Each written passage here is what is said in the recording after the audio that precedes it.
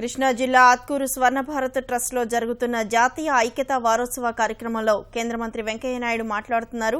ప్రత్యక్ష ప్రసారం ద్వారా చూద్దాం. అభ్యర్థిత్వాన్ని లేకుండా చేసి జవహర్లాల్ నెహ్రూ పేరుని ప్రధానమంత్రిగా ప్రతిపాదించాడు. తద్వారా ఆయన విశాల హృదయానికి త్యాగ నిరతికి సర్దార్ పటేల్ దేశానికి అంత ఒక ఆదర్శప్రాయుడయ్యాడని చెప్పిన సందర్భంగా మీ అందరికీ మనం చేస్తాను. ఎవరన్నా చేస్తారా? ఇప్పుడు ఎన్ని రకాల అడదారులు దొక్కుతున్నారు, ఎన్ని రకాల గడ్డి తింటున్నారు, ఈ పార్టీలన్నీ మారుస్తున్నారు. ఏదో ఒక రకంగా అక్కడికి పోతే సార్ పదవికి ఒకసారి ఎక్కితే మళ్ళా నేను వదిలిపెడతాను అన్నట్టుగా కుర్చీ వదిలిపెట్టకుండా లాగినా పీకినా గోకినా వదిలిపెట్టకుండా ఆడ కూర్చునేవాళ్ళు. దానికోసం అవసరమైతే ఎన్ని పార్టీలైనా మారేవాళ్లు, దుర్మార్గ పనులు చేసేవాళ్లు ఉన్న ఈ రోజుల్లో ఆ రోజు భారతదేశానికి ప్రధానమంత్రి అవకాశం, అది కూడా అర్హతతో కూడిన అవకాశం, అది కూడా పోరాటం చేసి తన జీవితాన్ని త్యాగం చేసి అనేక సంవత్సరాలు జైల్లో ఉండి గాంధీ గారికి మంచి శిష్యుడు అనిపించుకున్న ఆయన ఒక గాంధీ గారు చెప్పిన మాట మేరకు తన పేరును ఉపసంహరించుకుని నెహ్రూ గారి పేరుని దేశానికి ప్రధానమంత్రిగా ప్రతిపాదించాడు. సర్దార్ వల్లభాయ్ పటేల్ విచ్ఛిన్నకర శక్తులను అంగీకరించాడు, టెర్రరిజాన్ని అంగీకరించాడు, తీవ్రవాదులను అంగీకరించాడు.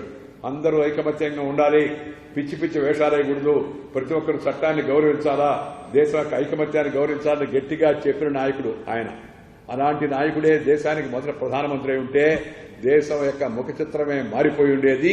ఇండియా ఇవాళ ప్రపంచంలో మరింత సమైక్యమైన సుదృఢమైన శక్తివంతమైన దేశంగా India would have been more stable, more prosperous and more great nation by this time అని చెప్పని ఇవాళ అందరూ కూడా ఆలోచిస్తున్నారు, ఆ విధంగా అభిప్రాయపడుతున్నారు.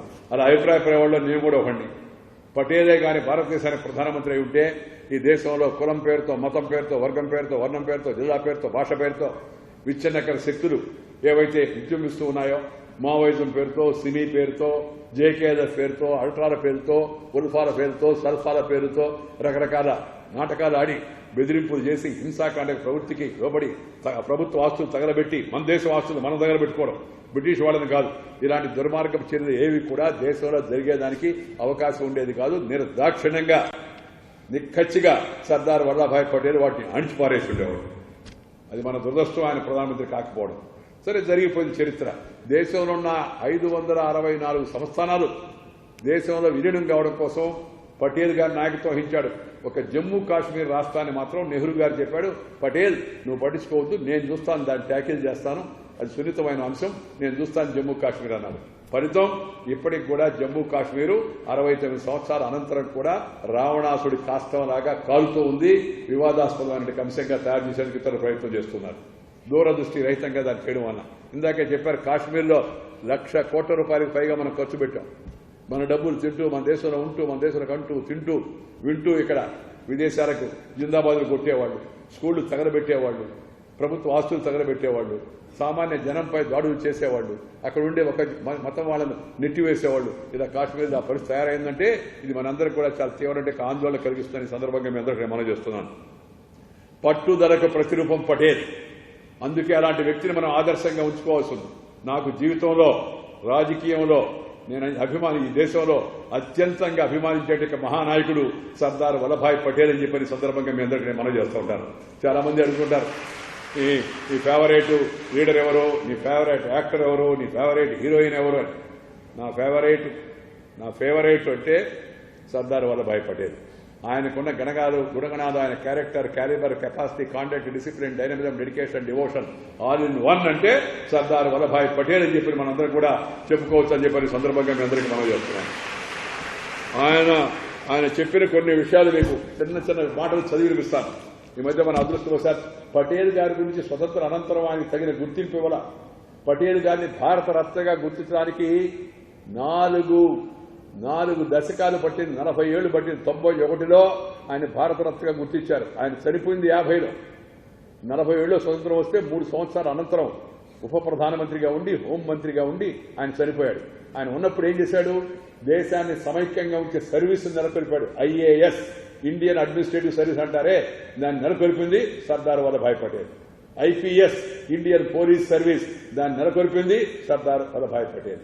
ఈ దేశంలో ఫైనాన్షియల్ ఇంటిగ్రేషన్ తీసుకొచ్చింది సర్దార్ వల్లభాయ్ పటేల్.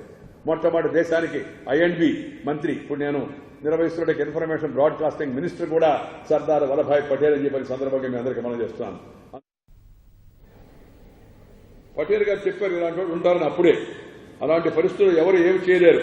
వారు సమాజానికి భారం కాకుండా తమ తెలివితేటలను సరైన మార్గంలో వినియోగించాలి అని పటేల్ గారు చెప్పారు. 100 ఏళ్ల కిందట ఐకమత్యం లేకపోవడంతో భారతదేశం స్వతంత్రాన్ని కోల్పోయింది. యూనిటీ లేకపోతే దేశం స్వతంత్రం పోద్దని అప్పుడు చెప్పాడు. రాజపుత్రులు తమ శౌర్యాన్ని పరాక్రమాన్ని చూపించిన విదేశీయులకు సేవకులుగా మారక తప్పలేదు. ఐకమత్య లోపమే దీనికి కారణము. భారత ప్రజలు మళ్ళా అలాంటి తప్పు చేయకూడదు. అలాగే ఇంకో మాట చెప్పాడు, దేశాభివృద్ధిలో పారిశ్రామికవేత్తలు పెట్టుబడిదారులకు కూడా బాధ్యత ఉంది. వాళ్ళు తమ వ్యక్తిగత ప్రయోజనాల కంటే దేశాభివృద్ధికి ప్రాధాన్యత ఇవ్వాలా. వ్యాపారస్తుడు వ్యాపారం ఒకటే, బాగా సంపాదించుకుంటాను, చిట్టినాబాదుకు శ్రీరామరక్ష, దేశ సంగ దేవుడిక అంటే అనుకోకుండా మనం కూడా ఈ దేశానికి ఏదో చేయాలా అనే భావన వాళ్ళు కల్పించాలని చెప్పని ఆ మాట కూడా ఆ రోజు ఆయన పటేల్ గారు చెప్పారు. అదే కాదు, ఇంకో మాట కూడా చెప్పాడు ఆయన, ఆణిముత్యాలు లాంటి మాట చెప్పాడు ఆయన. ఏమనంటే ఆయన ఈ బ్రిటిష్ వాళ్ళ యొక్క పరపీడన వదిలించుకున్నాం, దాస్య సంకేతాలు తెలుసుకున్నాం, స్వతంత్ర జాతిగా పురుడు పోసుకున్న మనకు సమస్యలు ఉంటాయి. కొన్ని వందల సంవత్సరాల నుంచి ఈ దేశంలో వేళ్లు పాతిపోయిన జమీందారీ విధానం, సామంత రాజ్యాలను ఇక సులభంగా ప్రకటించవచ్చని ఎవరు ఊహించలేదు. 6 మాసాల క్రితం ఇలా జరుగుతుందని నేను కూడా అనుకోలేదు. పటేల్ గారు ఇంత క్లిష్టమైన సమస్యను సునాయాసంగా పరిష్కరించడంలో నా మిత్రుడు సహచరుడు సర్దార్ పటేల్ చూపించిన ప్రజ్ఞ ప్రశంసనీయమని ప్రత్యేకంగా చెప్పవలసిన అవసరం లేదు. ఎవరైనా ఈ మాట చెప్పిందంటే జవహర్లాల్ నెహ్రూ చెప్పాడు పటేల్ గారి గురించి ఆ రోజు. ఆయన అంబేద్కర్ గారు చెప్పారు. అంబేద్కర్ ఏమన్నాడు తెలుసా, రాజ్యాంగ సభకు చెందిన అనేక మంది కమిటీల్లో కీలక సభ్యుడిగా వ్యవహరిస్తున్న పటేల్ చేసిన కృషి నిరుపమానము. ఆయన పటేల్ గారు ఈ పనికి అత్యుత్తమ వ్యక్తి అని అంబేద్కర్ గురించి ప్రశంసించాడు ఆయన. ఆ తర్వాత ఇంకోటి చెప్పాడు, ఎస్సీ ఎస్టీలకు ప్రత్యేక రక్షణ కల్పించడంపై పటేల్ స్పష్టమైన మాట చెప్పాడు.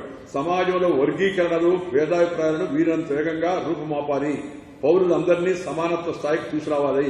మైనార్టీలో విశ్వాసం పాల్చుకునేలా ఔదార్యం చూపాల్సిన బాధ్యత మెజార్టీ వర్గాలదే. అలాగే మైనార్టీ వర్గాలు గతాన్ని మర్చిపోయి మిగతా వాళ్ళతో కలిసి వ్యవహరించాలి. ఇవన్నీ ప్రతి ఒక్క మాట ఒక ఆణిముత్యం లాంటి యొక్క మాటలు సర్దార్ వల్లభాయ్ పటేల్ గారు చెప్పారు. ఆయన చెప్పాడు, నెహ్రూతో నాకు వైరం కాదు వైరుధ్యమే. నెహ్రూతో నాకు శత్రుత్వం లేదు, కానీ అభిప్రాయ భేదాలున్నాయి అని నిష్కక్షగా చెప్పాడు. అలాంటి గొప్ప వ్యక్తి ఆ రోజు మనకి సర్దార్ వల్లభాయ్ పటేల్ అవుతుందో దురదృష్టం ఏంటంటే చాలా తక్కువ కాలంలోనే ఆయన చనిపోయాడు. ఆయన కానీ ఎక్కువ కాలం బతుకుంటే మరి కొంతకాలం ఉండుంటే దేశం యొక్క ఇందాక నేను చెప్పినట్టుగా ముఖ చిత్రమే మారిపోయింది. ఇంకోటి చెప్పాడు, దేశంలో సామాన్యుల అభివృద్ధికి రూపొందించిన ప్రణాళికలు ఆచరణలోకి రావాలంటే అంతర్గత శాంతి, ఇంటర్నల్ సెక్యూరిటీ, సామరస్యం, హార్మనీ ఈ రెండు ఖచ్చితంగా అవసరము. అశాంతి హాని చేస్తుంది. మనలో మనం కలహించుకోవడం మాని దేశానికి అసలైన శత్రువులపై మనం పోరాడాలి అప్పుడు చెప్పాడు ఆయన. ఇప్పుడు మన వాళ్ళు కొంతమంది దేశం సంగతి వదిలిపెట్టేసి కొన్ని యూనివర్సిటీలు అక్కడక్కడ కొద్దిమంది మాత్రమే మేము అఫ్జల్ గురు, నీకు అన్యాయం జరిగింది, అఫ్జల్ గురు వాడు దేశద్రోహి, భారత పార్లమెంటును ధ్వంసం చేద్దామని పాకిస్తాన్ ఏజెంట్గా పనిచేసిన వాడు, వాడిని ఉరిదీశారు, శిక్ష పడింది. కొంతమంది ఆయనకి ఆ మధ్య జవహర్లాల్ నెహ్రూ యూనివర్సిటీలో ఆయన సపోర్ట్గా మీటింగ్ పెట్టి అఫ్జల్ గురు నీకు అన్యాయం జరిగింది, నీ కళ పూర్తి కాలేదు, మేము నీ కళ పూర్తి చేస్తామని. ఏందయ్య ఆయన కళ అంటే అఫ్జల్ గురు ఇండియన్ పార్లమెంట్ అంతా ధ్వంసం చేద్దాం అనుకున్నాడు. పార్లమెంట్లో మేము అందరం ఉన్నాం. ఆయన బాంబులు వేయించాడు. ఆ బాంబులు వేసినప్పుడు 13 మంది మన యొక్క సెక్యూరిటీ వాళ్ళు ప్రాణాలు తెగించి వాళ్ళని పట్టుకున్నారు. వాడికి శిక్ష పడితే వాడు ఉరి తీశారు. వీళ్ళు అంటారు అఫ్జల్ గురు నువ్వు అనుకున్నది పూర్తి చేయలేదు, అది మేము పూర్తి చేస్తామని. అంటే ఏంది, బ్రిటిష్ పార్లమెంట్లో మిగిలిపోయిన వెంకయ్యనాయుడు, అద్వానీ, లేకపోతే ఉండే మంత్రులు చాలా మంది ఎంపీలు ఉన్నారు కదా, వాళ్ళందరూ మేము పూర్తి చేస్తామనే ఉద్దేశం నాకైతే అర్థం కావలేదు. అట్రోషియస్. యాకూబ్ మెమన్, మక్బుల్ భట్ లాంటి దేశద్రోహులకు వత్తాస పలికే వ్యక్తులు కొందరు అక్కడక్కడ స్వేచ్ఛ పేరుతో స్వేచ్ఛ అంటారు. స్వేచ్ఛ కావాలి. స్వేచ్ఛ వద్దని ఎవడయ్యా? స్వేచ్ఛ కావాలా, స్వతంత్రం కావాలా? స్వతంత్రం అంటే అడ్డదిడ్డంగా పోవడం కాదు. Dissent is agreeable but not disintegration. దేశాన్ని చీరుస్తా ఉంటే ఎవరు కూడా ఒప్పుకోరు. ఈ దేశమంతా ఒకటే, అట్టక్కడి నుంచి కటక్ వరకు కన్యాకుమారి కాశ్మీర్ సంస్థ భారతదేశంలో హరిజన గిరిజన కార్మిక కర్షక పీడిత భారత ప్రజానికం అంతా కూడా irrespective of caste, creed, sex, religion and region India is one nation, one people, one country అనే భావన మనందరూ కూడా ఉండాల్సిన అవసరం ఎంతో ఉందనే విషయాన్ని ఆ రోజు సర్దార్ పటేల్ గారు చెప్పారు. ఈ రోజు మనందరూ కూడా అర్థం చేసుకోవాల్సి ఉంది. భారతదేశ సమగ్రత, ఐకమత్యం, భద్రతకు భంగం కలిగించేందుకు ఎవరిని సహించము. వేర్పాటువాద కార్యకలాపాలు సాగిస్తున్న వ్యక్తులు, సంస్థలు వెంటనే అవన్నీ కట్టి పెట్టాల్సిందే. లేని పక్షంలో కఠిన చర్యలు తప్పవు. 1948లో సర్దార్ పటేల్ చెప్పిన మాట, వెంకయ్యనాయుడు చెప్పిన మాట కాదు.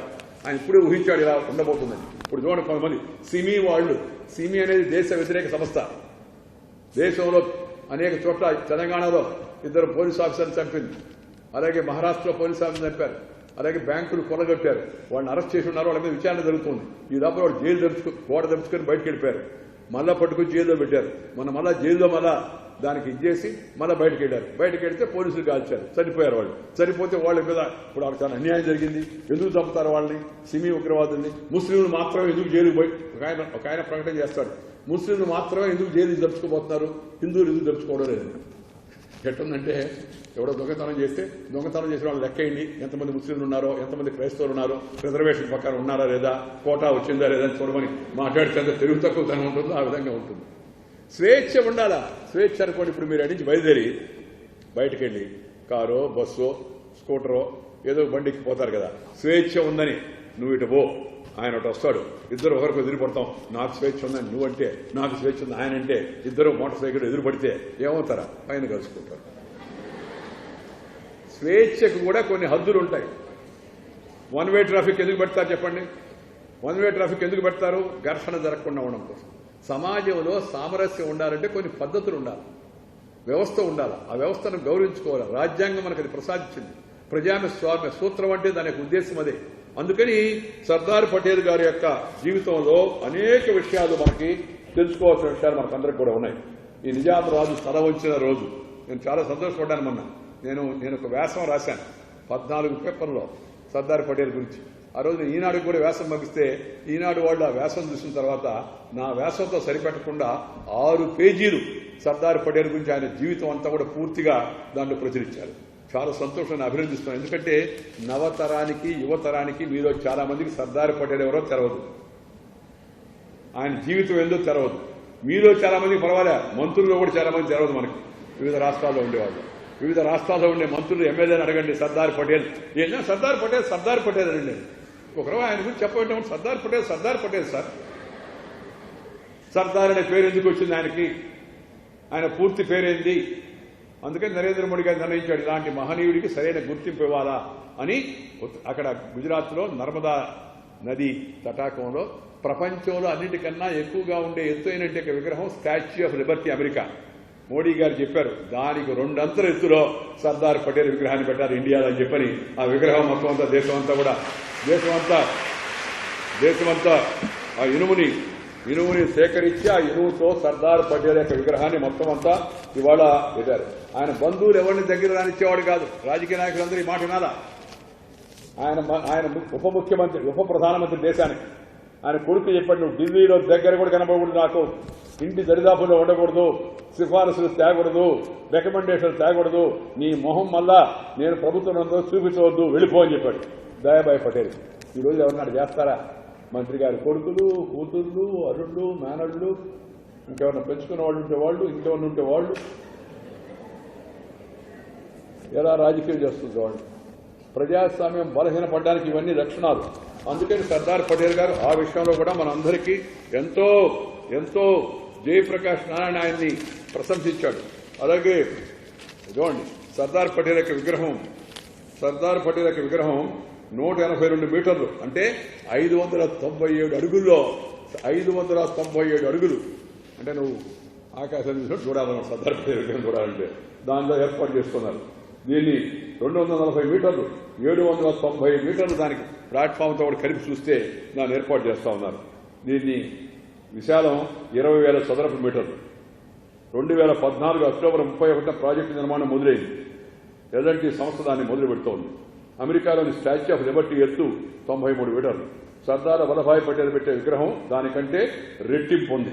ఇది 93 ఉంటే ఇది 182 మీటర్లు పెట్టమని చెప్పాడు ఆయన. ప్రపంచానికి అంతవరకు గుర్తింపు ఉండాలి. మన జీవితంలో ఆయన చెప్పిన కొన్ని గుణాలన్నా వాటిని మనం అలవాటు చేసుకునే ప్రయత్నం చేస్తే బాగుంటుందని సందర్భంగా మీ అందరికీ మనవి చేస్తూ, మిత్రుల యువతులు చాలా మంది ఉన్నారు కాబట్టి వాళ్ళందరికీ మాట చెప్పాడు. దేశంలో చాలా మంది డిగ్రీల కోసం తప్పిస్తుంటారు.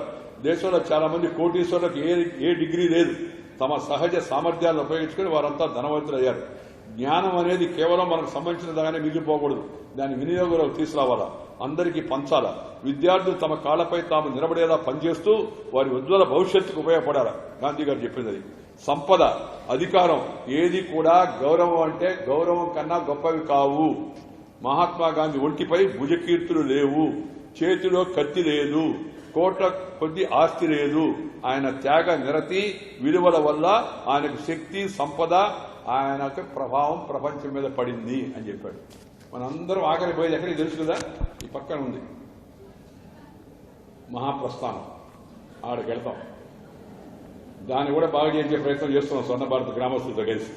పోయేటప్పుడు శుభ్రంగా పంపించాలని, బతికినప్పుడు సరిగా లేకపోయినా, మంచిగా ఉన్నాయి మంచిగా లేకపోయినా కనీసం పోయేటప్పుడు శాంతిగా పోవాలని. ఆడకి పోయి చూసుకోండి ఒకసారి. కావాలంటే ఎవరికైనా 6 అడుగులు భూమి, 3 అడుగులు ఎడల్పు, అంతకన్నా ఎవరికి ఉండదు. కానీ మిగిలిపోయేది ఏంటంటే ఫలానా ఆయన, ఫలానా ఆమె, ఫలానా అమ్మాయి ఒక చక్కగా తెలివితేటలు చూపించింది, 10 మంది కోసం పనిచేసింది. ఒక సింధు అనగానే మన అందరికీ ఎందుకు ఇవాళ సింధు అంటే అందరికీ చాలా సంతోషం, గర్వంగా ఉంటుంది. ఎందుకంటే తెలివితేటలు చూపించింది కాబట్టి. అలా మనం సర్దార్ పటేల్ గారి జీవితంలో నుంచి మనం ఇతరులకు ఆదర్శప్రాయమైన జీవితాన్ని మనందరం కూడా గడపాలని మీ అందరికీ మనం చేస్తూ ఈ రోజు ఈ కార్యక్రమం ఏర్పాటు చేసిన స్వర్ణ భారత్ ట్రస్ట్ని మంచి కార్యక్రమం ఏర్పాటు చేసి మంచి ఆలోచనలను పంచుకునేందుకు, పెంచుకునేందుకు, మరి అందరికి కూడా కలబోసుకునేందుకు అవకాశం కల్పించిన మీ అందరికి కూడా నేను స్వర్ణ భారత్ ట్రస్ట్ని హృదయపూర్వకంగా అభినందిస్తున్నా.